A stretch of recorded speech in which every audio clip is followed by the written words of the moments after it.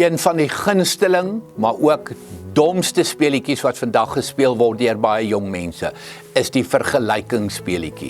Ek is die hele tyd besig, of dit nou in my klas is, en of dit nou op die sportveld is, en of dit nou op sosiale media is, ek doen die vergelykingsspeletjie. Slegte nuus, jy verloor hom altyd. Jy verloor hom altyd. Daar's altyd iemand vinniger, slimmer, mooier as jy. Hoor wat sê Paulus hieroor. Galasiërs 6 vers 4, hy skryf, laat elkeen sy eie doen en late ondersoek. As dit goed is, kan hy daarop trots wees, sonder om dit met die van ander te vergelyk. Hoor, Paulus kom waarsku vir jou en vir my in Galasiërs 6, moenie jouself met ander vergelyk nie. Wat is sy uitdaging eintlik uit hierdie vers uit? Wie is die beste jy?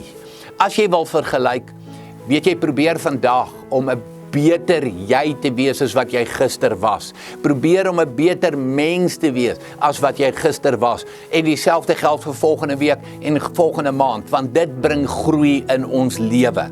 Wees 'n beter jy. Pas op vir die BBP siekte, die baie belangrike persone in ons samelewing. Vir Jesus is jy 'n baie belangrike persoon. Daarom, wees die beste jy, wees elke dag 'n beter jy.